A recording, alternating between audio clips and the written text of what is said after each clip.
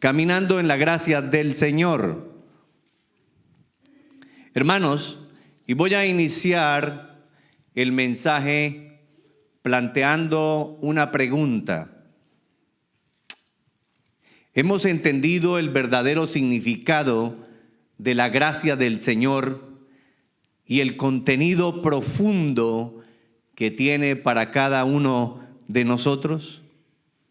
¿Hemos entendido el verdadero significado de la gracia del Señor y ese significado profundo que representa en la vida de cada uno de nosotros? Como cristianos, lamentablemente muchas veces somos muy superficiales al momento de evaluar la gracia del Señor en nuestras vidas. ¿Y qué quiero decir con esto de superficiales? Déjenme plantearles rápidamente una ilustración para que pueda servirnos de una herramienta que nos ayude a entender un poco de qué se trata todo esto. Bienvenidos, hermanos. Entonces, cuando digo que somos muy superficiales en la gracia del Señor, me imaginaba, y muchos de nosotros conocemos esos bellos arrecifes, ¿verdad?, que se encuentran en algunas partes del océano, del mar, y que a veces simplemente desde afuera contemplamos una belleza superficial. Pero algunos que han practicado, que han sido buzos, que han practicado ese deporte o que les ha gustado sumergirse, van a entender que a medida que esa persona se sumerge en esa belleza del arrecife, va a poder experimentar la belleza, la hermosura del colorido a medida que se sumerge. ¿Y qué es lo que estoy tratando de decir con esto? Que en ese mismo sentido y en esa misma medida, cuando nosotros aprendemos a sumergirnos en el océano de la palabra de Dios, en la palabra de Dios, a medida que nos sumergimos, a medida que pasamos tiempo, comunión con Él a través de la palabra y del Espíritu, Él nos va sumergiendo como en esas aguas profundas y vamos conociendo aún más la belleza del colorido de la gracia del Señor. ¿Me están siguiendo, mis hermanos? Pensamos muchas veces que la gracia de Dios se limita únicamente a la salvación y nada más. Y que de ahí en adelante, entonces, todo depende solamente de nuestras habilidades, de nuestras destrezas, de nuestra inteligencia y de nuestras capacidades. Y eso también es cierto, porque tenemos la soberanía de Dios y la responsabilidad del hombre. Pero eso no puede ser un limitante para que nosotros tengamos un entendimiento amplio de la belleza de la gracia del Señor. Sin embargo, hermanos, cuando estamos atravesando por momentos difíciles, clamamos y esperamos que el Señor responda enviándonos su favor. No obstante, nuestro error está en no percibir que las circunstancias no definen la gracia del Señor. Las circunstancias no definen la gracia del Señor. De ninguna manera, mis hermanos. No es las circunstancias la que va a definir la totalidad de la gracia del Señor. No, hermanos. En el momento de esa dificultad, en el momento de esa prueba, es verdad que podemos apreciar más de cerca la gracia del Señor. Pero no es que la gracia no esté ahí. Siempre ha estado, siempre te acompaña, caminas con ella, está el favor. Pero ¿sabe por qué no lo percibimos?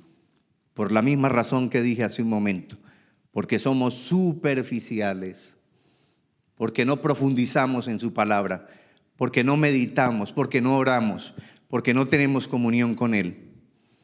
Por el contrario, mis hermanos, en primer lugar, su gracia está en todo tiempo con nosotros. En segundo lugar, la gracia común de Dios se manifiesta aún en los momentos de crisis, cuando pensamos que todo está perdido y que nada podemos hacer.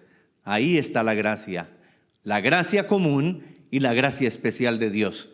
Y en la historia, porque la Biblia es un conjunto de historias y es palabra del Señor en narrativa histórica que nos deja allí plasmada las verdades eternas para que nosotros podamos entender y reflejarnos a través de estas historias. Y estamos viendo la historia de José, y ese es un gran ejemplo en donde vemos la gracia común y la gracia especial de Dios. Así que con esto en mente vamos a ir a la palabra y voy a remarcar nuevamente dos textos, dos versículos que ya los prediqué la semana pasada, pero que quedaron inconclusos porque hay ahí todavía mucha profundidad. Génesis 39 a partir del verso número 4, y ya sabemos lo que tenemos que hacer. Honramos la palabra de Dios leyéndola en el nombre del Padre, del Hijo y de su Santo Espíritu, y dice así: Así halló José gracia en sus ojos y le servía. Y él, o sea Potifar, quien lo compró, le hizo mayordomo de su casa y entregó en su poder todo lo que tenía. Verso 5. Y aconteció que desde cuando le dio el encargo de su casa y de todo lo que tenía, Jehová bendijo la casa del egipcio a causa de José. Y escuchen esto: y la bendición de Jehová estaba sobre todo lo que tenía, así en casa como en el campo. Amén. Padre eterno, gracias te damos en esta mañana junto con mis hermanos. Gracias por tu bendita palabra que nos has dejado escrita para que sigamos tu dirección. Y yo te pido, Padre amado, en el poder de tu Santo Espíritu, que hoy tu mensaje, el que tú has puesto en mi corazón, fluya del mío al corazón de mis hermanos. Que en el poder de tu palabra y de tu Santo Espíritu cause una administración especial en nuestras vidas, que lo atesoremos, que lo guardemos y que lo pongamos en práctica. Porque todo te lo pido en el nombre poderoso de Cristo Jesús. Y el pueblo de Dios dice: amén. Pueden tomar asiento, mis hermanos. Y como le dije, voy a remarcar del verso número 4 dos verdades eternas que allí se encuentran plasmadas. La semana pasada hablé un poco de la primera. Y vamos a ir nuevamente al verso 4. Dice: así halló José gracia en sus ojos y le servía. Y por eso esa primera parte del texto la remarqué, la puse más grande, y quiero que nos enfoquemos en la gracia del Señor. Hermanos, la gracia, la palabra que se utiliza o que es usada en el idioma griego, se escribe charis en español y se lee charis, y eso es gracia. Y la gracia es el favor, la gracia es el beneficio, la gracia es el beneplácito o la benevolencia, el favor de Dios. Pero la gracia es un don y es única y exclusivamente de Dios, pero a Dios muchas veces le place impartir directamente esa gracia, y es la gracia salvífica que solamente la provee Él a través de Jesucristo y de su Santo Espíritu. Pero hay otra gracia que es la gracia común, que se imparte a través de cada uno de nosotros y a través de cada una de las criaturas. No necesariamente tiene que ser a través de un creyente, porque el Señor es autónomo, el Señor es soberano y Él hace como quiere. Y aquí en este ejemplo y en esta historia que estamos viendo ya desde hace un par de semanas atrás, vemos precisamente eso, esa gracia común de Dios manifestada o reflejada a través de Potifar, un hombre común, un hombre que adoraba a otros dioses, que era pagano, pero en la soberanía de Dios, Dios manifiesta en José la gracia especial, y a través de Potifar, el pagano, el egipcio, la gracia común. Y esa gracia común era para cumplir el propósito en la vida de José, pero para manifestar también en medio del pueblo egipcio, en medio de los que no son creyentes, el poder, la gloria y la manifestación del Señor como todo soberano, como el único Señor y el único Dios verdadero. Hermanos, y allí en ese sentido, José recibe esa gracia. Recordemos que José era un esclavo, y como esclavo él no tenía ningunos beneficios. Sin embargo, Dios le concede muchos privilegios. Hermanos, en un contexto amplio, José realmente halló gracia en los ojos del Señor. No fue ante los ojos de Potifar. Esa gracia le seguía. Y si lo vemos de otra manera,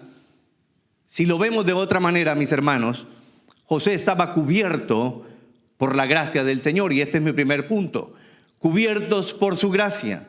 Y cada uno de nosotros, mis amados hermanos, estamos cubiertos por la gracia del Señor.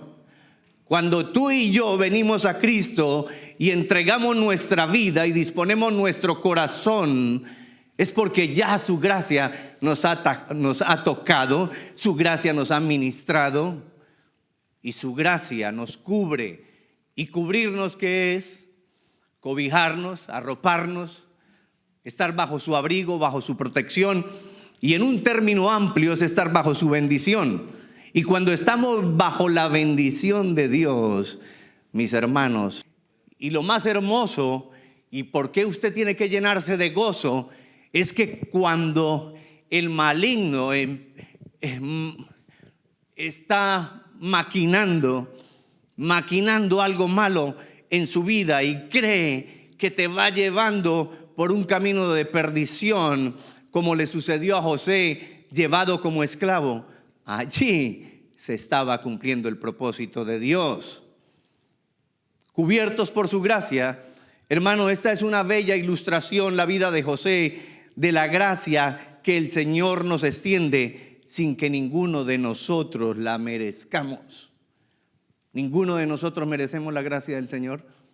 Es su misericordia, es su gran amor con el que siempre nos ha amado, y por eso Él nos cubre a sus hijos, a sus llamados, nos favorece en todo tiempo, en todo momento y en todo lugar.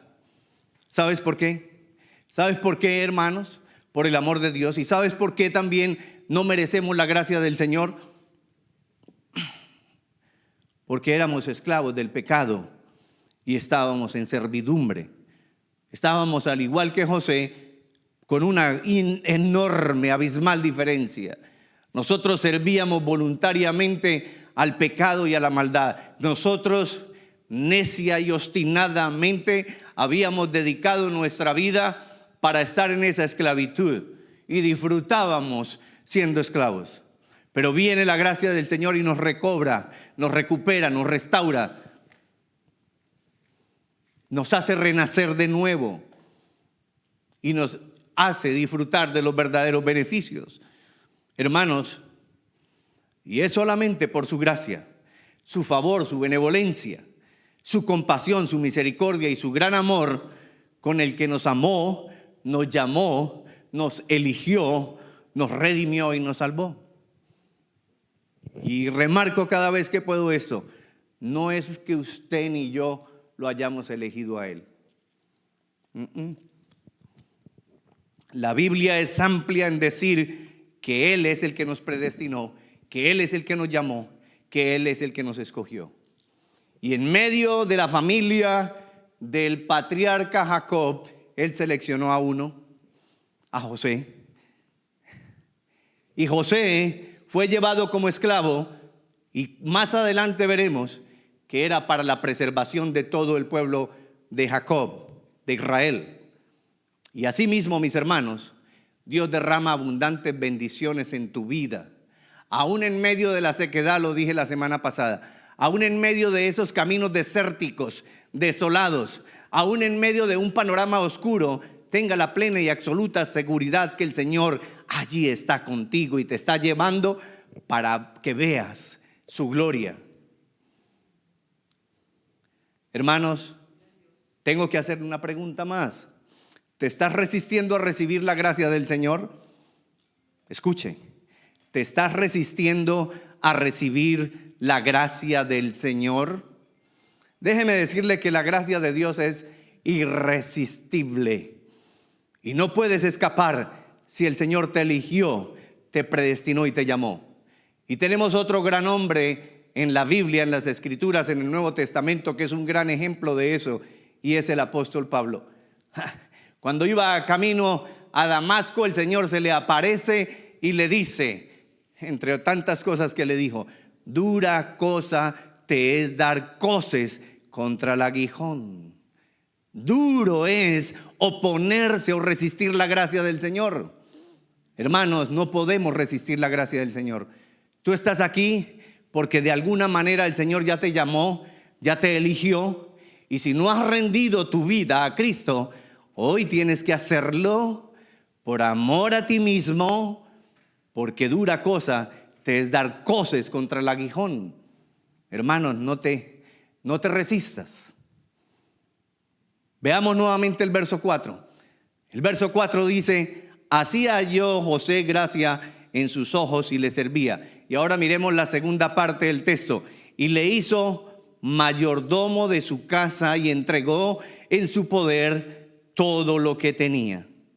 Qué interesante, hermanos, es que aparentemente fue Potifar que lo puso al frente de su casa y le entregó en su poder todo lo que tenía. Eso es lo que vemos allí en la superficie del texto.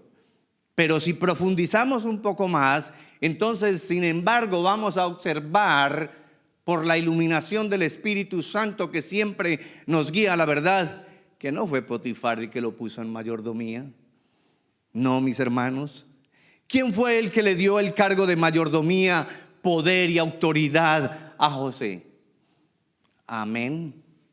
Cristo el Señor, el Padre eterno, Él, porque es la voluntad del Señor que nos lleva a procurar y a ocupar posiciones de autoridad.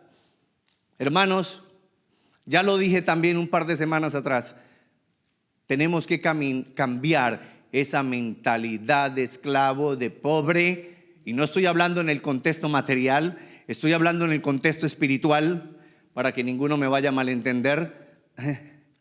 Hermanos, Dios, el Señor, te ha puesto en una posición de autoridad a cada uno de nosotros. ¿Y por qué no la estamos ocupando? ¿Por qué no la estamos ejerciendo? El mensaje va a responder. Hermanos, es la voluntad soberana del Señor, porque Él es quien nos da identidad, sentido y propósito. ¿Qué vino a hacer el diablo en Génesis 3? ¿Cuál fue el propósito de él? ¿Qué fue lo que él atacó? La verdad, aleluya. Así es. Él vino a atacar la verdad. ¿Qué dijo? Con que Dios te ha dicho que el día que comieres de ese árbol morirás. Le hace la pregunta a él, Adán. ¿Sabe Dios que el día que comieres de ese árbol serás como Dios? Y ahí inmediatamente cayó la raza humana rendidito y compró esa mentira. Hermanos, el diablo siempre va a querer argumentarte, susurrarte y traerte argumentos de mentira aquí, porque la batalla espiritual está aquí. Y en los hijos de Dios, el diablo solamente puede llegar acá, nada más. No puede hacer posesión, pero sí argumenta y te susurra y te seduce, y muchas veces caemos redondos, caemos rendiditos, porque se despierta algo que después voy a hablar. Es el Señor el que nos promueve y entonces nos proporciona ese sentido de identidad y de propósito. ¿Cuál es el propósito de tu vida? En Génesis está bien claro, el Señor le dijo a Adán y a Eva: llenen la tierra. ¿De qué? De la gloria de Dios. Y estamos aquí cada uno de nosotros para llenar la tierra de la gloria de Dios. Y a la iglesia de Cristo se le ha olvidado esa parte, que nosotros somos sus embajadores, somos sus emisarios, sus representantes, y en todo lugar y en todo momento y donde estemos, tenemos que manifestar la gloria de Dios. Pero ¿sabe qué pasa? Ay, mis hermanos, que estamos manifestando la gloria del hombre. Por eso nadie nos cree muchas veces. Hermanos, y aquí está el segundo punto. El Señor nos da mayordomía. Ahora bien, dice el texto bíblico que se requiere que los administradores, que se requiere de cada uno de los administradores que sea hallado fiel. Eso dice en Corintios, que se requiere de los administradores que cada uno sea hallado fiel. Y aquí otra pregunta de reflexión. ¿Cómo están nuestras cuentas delante del Señor? ¿Cómo están nuestras cuentas delante del Señor? ¿Estamos siendo fieles, administradores de la multiforme gracia de Dios? ¿Estamos administrando bien lo que Él nos ha dado? Hermanos, y en lo primero que pensamos cuando hablamos de ser buenos administradores, en la cuenta del banco. Y miramos la cuenta del banco y decimos, ahí hay un buen depósito. Sí, estoy haciendo bien las cosas. Luego de mirar la cuenta del banco, miramos las cuentas por pagar y decimos, todos mis pagos son puntuales. Antes, 2 o 3 días antes estoy pagando.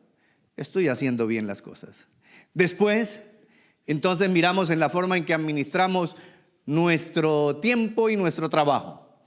Y decimos, cumplo con los horarios, trabajo, me esfuerzo y por eso mi cuenta está así tan inflada. Y hasta aquí eso está bien. ¿Y qué me dicen del tiempo? Yo también lo administro muy bien. Yo cumplo con mi trabajo, llego, descanso, miro la televisión, me doy mi disfrute, salgo, paseo, está todo perfecto. Y aquí empiezan los peros. ¿Y qué de su tiempo con el Señor? ¿Y qué del tiempo de meditación en la palabra? No del no. Meditación de la palabra del Señor. ¿Y qué de eso? ¿Y qué de la reflexión bíblica? Es que no me queda tiempo. Es que tengo que trabajar.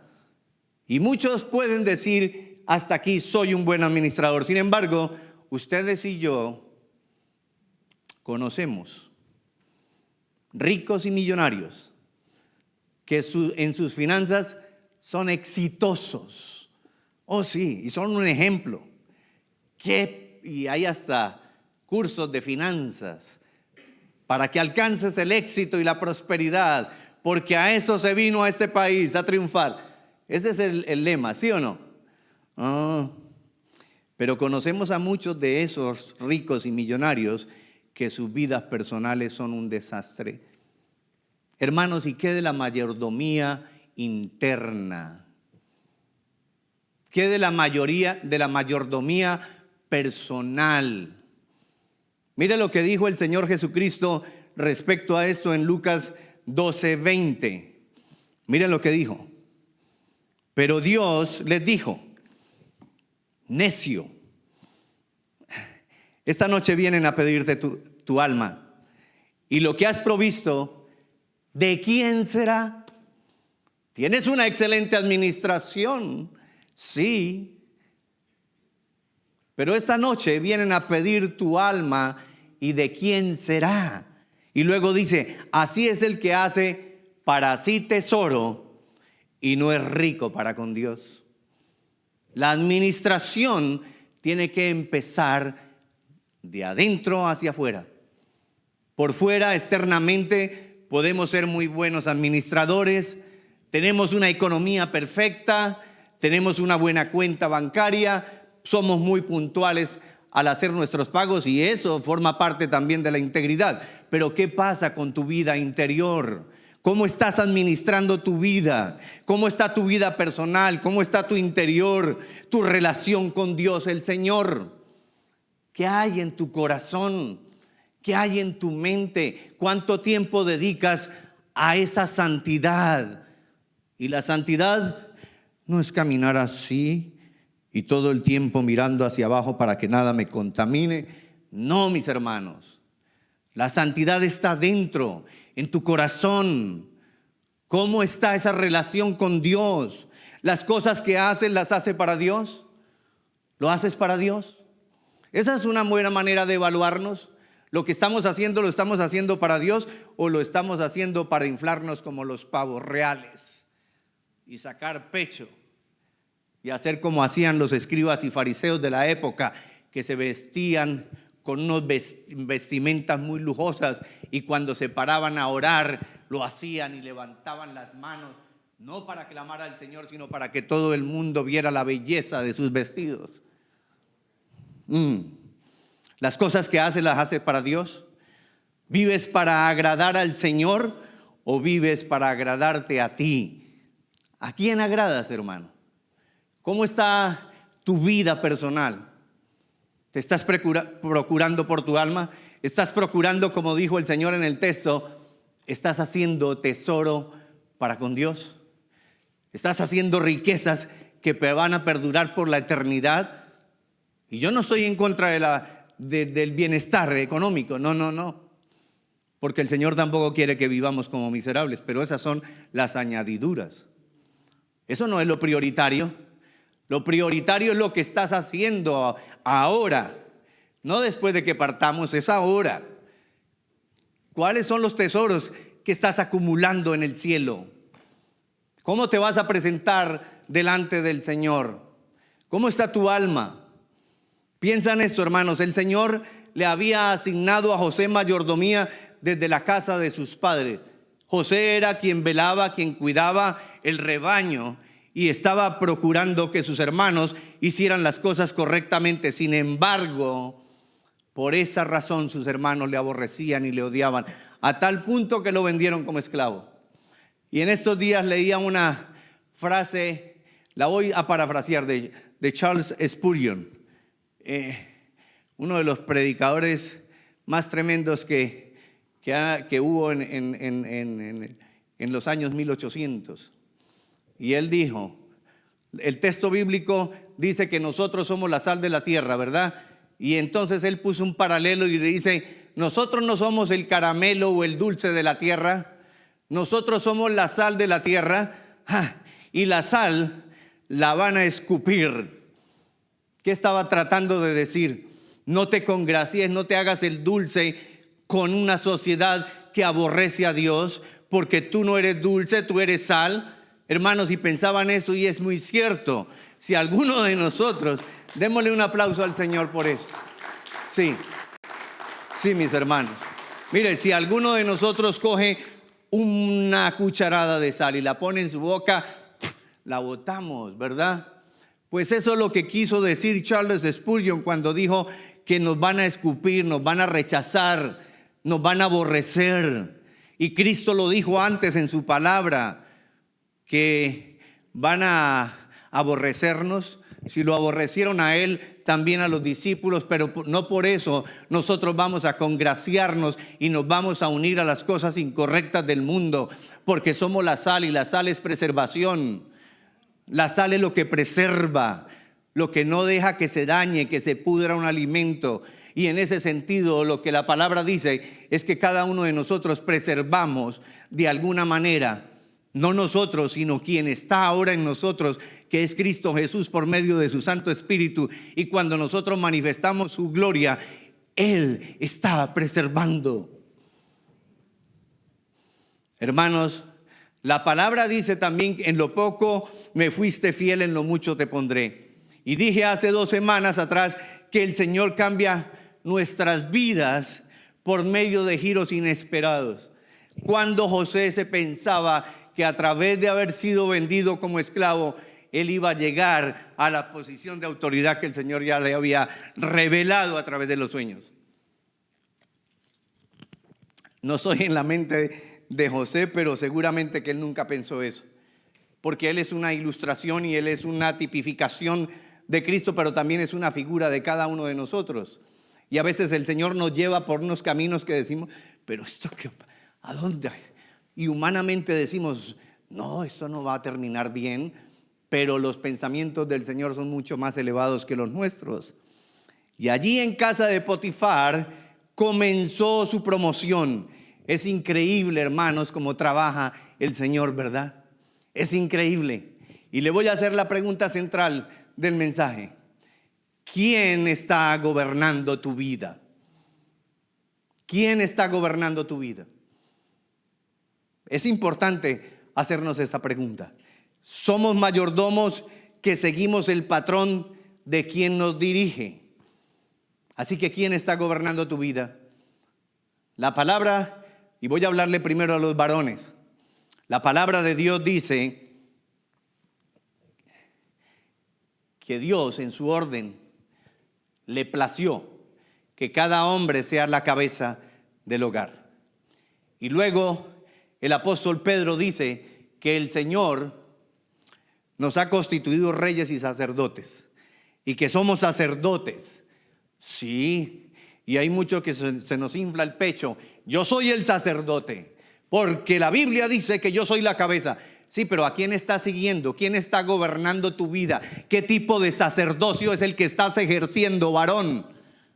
¿Estás poniendo tu vida bajo el orden y la autoridad de Dios? Gloria sea al Señor.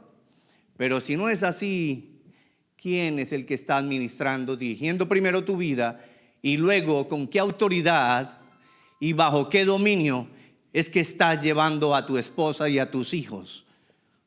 Y hay muchos que dicen ser la cabeza, los sacerdotes, pero le obstaculizan, le ponen problemas a la mujer para que venga a la iglesia, para que dedique tiempo a las cosas del Señor. ¿Qué tipo de sacerdocio es ese? ¿Quién está gobernando la vida de esa persona? Hermanos, y aquí está otra pregunta, es para hombres y mujeres. ¿Te dejas gobernar y dirigir de acuerdo con la palabra de Dios y el amor de Dios? Si lo haces así, gloria sea al Señor. Porque eso es lo que quiere el Señor.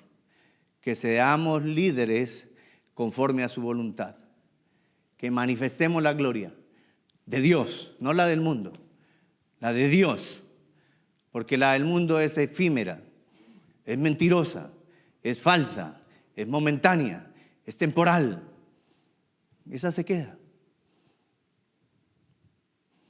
Entonces, hermanos, ¿te dejas gobernar y dirigir de acuerdo con la palabra de Dios y el amor de Dios? ¿O administras tu vida y familia de acuerdo con tu yo egocéntrico, lleno de avaricia, egoísmo, que solo piensa en el yo carnal? Es que yo soy el mero mero. Es que yo soy el mero macho.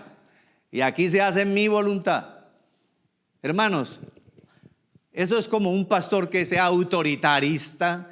Es que aquí en la iglesia hacen lo que yo digo. ¿Qué? No. El pastor es un servidor de Cristo. Y el que gobierna la iglesia es Cristo. Y el que administra los dones es el Espíritu Santo. Y si el líder de la iglesia no está sometido a la dirección, pues sí que menos los que están allí sentados. Es un orden y a ese orden no escapa nadie. Todos tenemos que estar dirigidos bajo la palabra del Señor. La unción, y voy a usar un término, ya lo dije, la unción no es solamente para los pastores, y la unción es el Espíritu Santo. Eso es para ustedes. Y para mí, y para mi esposa, y para todos. Pero ¿cuál es el requisito de la unción? Que te sometas a la autoridad de Cristo. Que te sometas a la autoridad de la palabra de Dios. Ay, esa persona está ungida. Pero mire cuántas horas pasa con el Señor. Mire que todos los días mantiene leyendo la palabra de Dios. ¿Y por qué tú no lo haces? Por flojo, perezoso. Es que no tengo tiempo. No, el Señor siempre te va a dar tiempo para todo y más para Él. Todo depende de las manos en las que estemos. Hermano, ¿has entregado todo en las manos del Señor?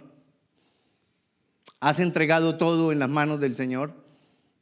¿Te has entregado a las manos del Señor? Porque ese es el comienzo de una buena mayordomía. Ese es el comienzo de una buena vida. Ese es el comienzo de la plenitud de la que habla la palabra. Cuando usted y yo entregamos nuestra vida al Señor. Y voy a ser benevolente con el relativismo que tanto critico, pero aquí le voy a dar un punto al relativismo. Todo es relativo y es verdad. Si todo es puesto en las manos correctas, ¿será qué?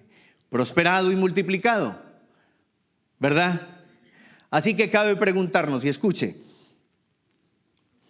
¿acaso hay algo especial que el Señor quiere entregarte? ¿Acaso te estás perdiendo de una bendición especial que el Señor quiere depositar, entregarte? ¿Y por qué te la estás perdiendo? Porque no estás administrando bien tu vida. Te estás perdiendo de recibir algo grande por falta de administración. Hermanos, el Señor le entregó una mayordomía a José y el Señor quiere entregarnos a cada uno de nosotros mayordomía. ¿Y qué es lo que hace un buen mayordomo? En Cristo, en la palabra, cuando recibe algo valioso. Y antes de administrarla, ¿qué hace? ¿Hay alguien que lo pueda entender? ¿Ah?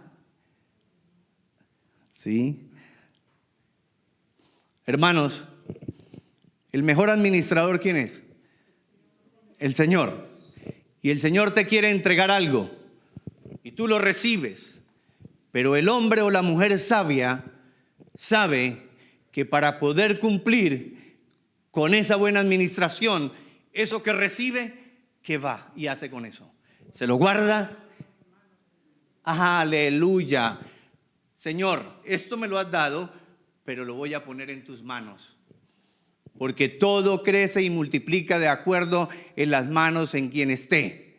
Y yo sé en mi humanidad que yo no soy un buen administrador, entonces te la pongo en tus manos para que tú me enseñes cómo administrar. Y José fue muy sabio en eso.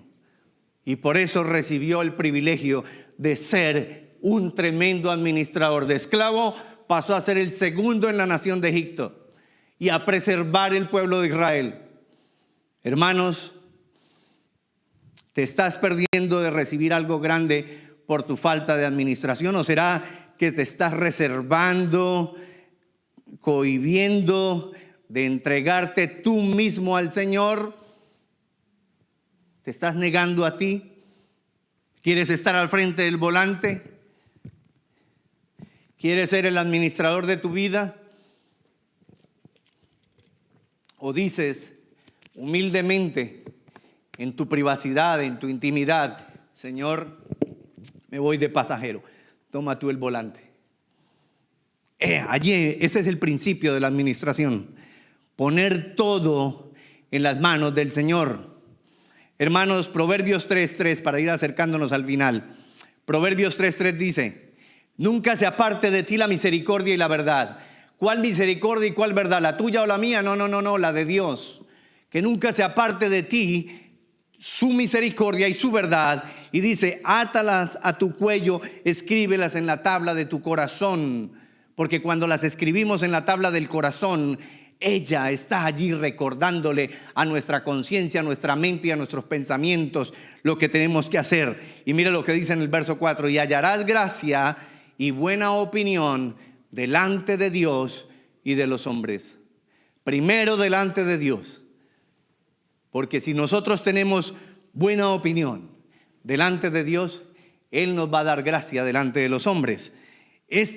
Fíate de Jehová de todo tu corazón y no te apoyes en tu propia prudencia. Y eso fue lo que hizo José, aún en medio de esa terrible transición que estaba viviendo. Él no se fió en sus capacidades, no. Él todo el tiempo estuvo confiando en la misericordia, en la verdad, en la gracia de Dios. Tal vez no lo entendía de qué manera iba a sacarlo el Señor de allí, pero él estaba fiándose, como dijo aquí el escritor de Proverbios. Él estaba confiado, seguro. Y luego dice: aquí en la escritura, reconócelo en todos tus caminos y Él enderezará tus veredas. Él lo reconoció, sus veredas estaban bien torcidas, estaba vendido como esclavo, pero en medio de eso, el Señor manifestó su gloria y enderezó sus caminos y lo llevó al lugar más alto. Así mismo va a pasar en tu vida, así mismo va a pasar en tu vida, pero tenemos que disponer nuestra vida, nuestro corazón, nuestra mente, nuestro intelecto y todo nuestro ser, entregarlo plena y completamente al Señor. Así que, hermanos, estamos por un lado cubiertos por su bendita gracia y por el otro lado el Señor nos da mayordomía. La gracia del Señor camina siempre con cada uno de ustedes. Y si ustedes se aferran a la gracia del Señor y no se enfocan en las circunstancias, lo dije al inicio, las circunstancias no determinan la gracia del Señor. Es su soberanía la que determina su gracia y la que determina cada situación. Y Él tiene control absoluto de todo lo que está pasando en nuestras vidas. Y Él, porque es omnipotente y omnisciente y todo lo sabe, Él entiende y sabe hasta cuándo nosotros vamos a permanecer en esa situación, en esa prueba o en esa dificultad. Pero todo Él lo va a cambiar para que veamos su gloria y para que las naciones y los pueblos y los incrédulos vean su gloria reflejada en la vida de cada uno de ustedes y la mía, mis hermanos. Así que estamos cubiertos por su gracia y por su mayordomía. Y voy a regresar a Génesis 39:5 para concluir el mensaje. Y aquí voy a dejar preguntas reflectivas para que sea el Espíritu Santo de Dios el que traiga esa iluminación y hable de manera personal de acuerdo a la necesidad de cada uno de nosotros. El verso 5 dice: y aconteció que desde cuando le dio el encargo de su casa y de todo lo que tenía, el Potifar le entregó todo al mayordomo, a José. Y mire lo que pasó, dice: Jehová bendijo la casa del Egipto a causa de José. Y la bendición de Jehová estaba sobre todo lo que tenía, así en casa como en el campo. José tipifica o es una figura de Cristo. Entonces, mis hermanos, dos preguntas. ¿En quién estás poniendo tu vida? Pues se la voy a cambiar ligeramente.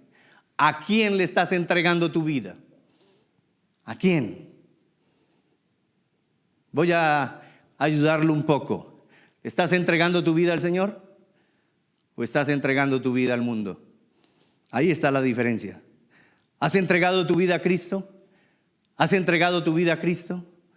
Pero verdaderamente, no de labios, sino de corazón. ¿Te has humillado? ¿Te has arrepentido de tu estilo de vida? ¿Te has arrepentido de tu vida pecaminosa? No delante de todo el mundo. No me interesa. Me interesa que lo hagas de corazón y de verdad y en tu intimidad y le digas: Señor, perdóname, hoy me arrepiento. Reconozco que soy un pecador, que te he fallado, pero vengo a ti, Señor, y clamo por tu gracia, tu misericordia, tu favor y tu gran amor. Perdóname y ayúdame para cambiar y aborrecer eso que estaba practicando. Y entonces ahí verdaderamente empieza el camino de un cristiano. Hermanos, voy a usar la gramática de este texto y voy a juntar unas palabras para enseñarte esto. Jehová bendijo la casa a causa de José. Jehová, el Señor, bendijo la casa a causa de José. ¿Cuántos Josées hay aquí?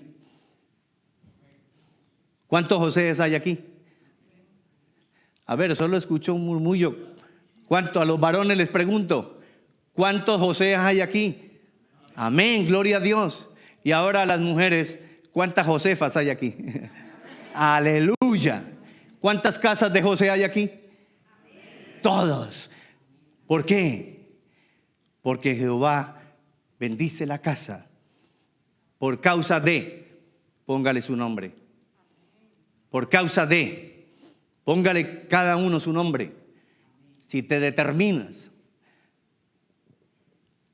Hermanos, cuando era un adolescente, escuché y empecé a practicar una frase que muchos de ustedes tal vez la escucharon. El fracaso no me sobrecogerá si mi determinación por alcanzar el éxito es lo suficientemente poderosa. Y ahora yo quiero cambiar un poco esa frase. El fracaso no me sobrecogerá si mi determinación por seguir a Cristo es lo suficientemente poderosa. Allí está, hermanos, la clave. Allí está el verdadero éxito, no es acumular riquezas. El verdadero éxito es ser un hombre y una mujer de Dios. Una mujer o un hombre que camina en integridad. Una mujer o un hombre que no le tiene temor a las circunstancias, que afronta con valentía cualquier situación, que está confiado y seguro. ¿Sabe por qué? Porque confía en su roca inconmovible, que es Cristo Jesús. Bendito sea el Señor. Hermanos, ¿has presentado tu casa para el Señor? Yo te invito para que si no lo haces y si no lo has hecho, hágalo hoy. Presentes tu casa al Señor. Entrégale todo a Cristo. Potifar es un buen ejemplo de todos nosotros. Él le entregó todo a José. Y dije que José es un tipo, una ilustración de Cristo. Entrégale toda tu casa.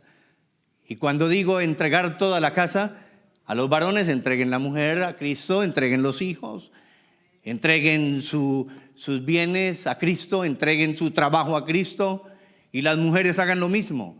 Entreguen sus esposos rebeldes y caprichosos a Cristo. Él se encarga de moldearlos. Y si no, me pregunta y yo le digo.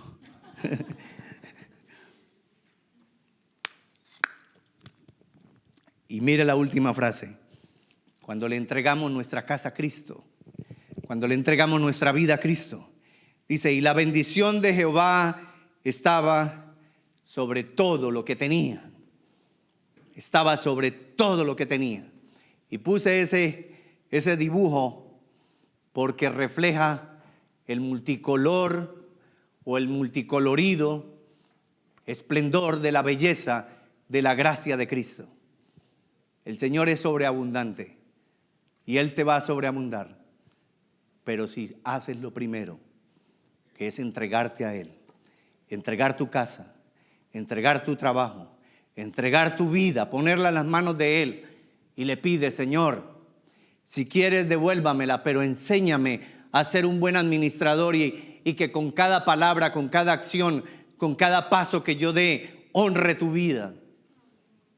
Y entonces el Señor se complace y te va a colmar y te va a llenar de favores. Hermanos, ¿quieres ver tu vida, tu familia y tus generaciones florecer y crecer en la vida abundante, eterna que únicamente podemos encontrar en Cristo nuestro Señor?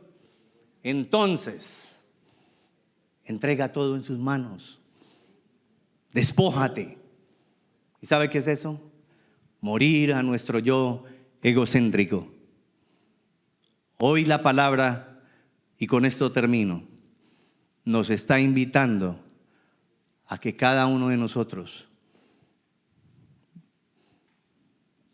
vengamos a los pies de Cristo y entreguemos nuestro yo egocéntrico. Vamos a morir con Cristo verdaderamente. Vamos a morir a nuestras pasiones. Vamos a morir a todos aquellos deseos. Vamos a morir a todo lo que pide la carne y realmente vamos a vivir para Cristo. Y el Señor te va a llevar a lugares que nunca imaginaste. Y no voy a decir como los predicadores de prosperidad, te va a poner en la casa más lujosa y vas a tener el carro más lujoso. Puede ser que el Señor le plazca hacerlo, pero ese no es el propósito. El propósito verdadero es que tu vida sea cada día más alineada y conformada a la imagen de Cristo. Amén. Gracias, Padre eterno, te doy en esta mañana, junto con mis hermanos aquí presentes, por tu palabra, tu mensaje, Señor.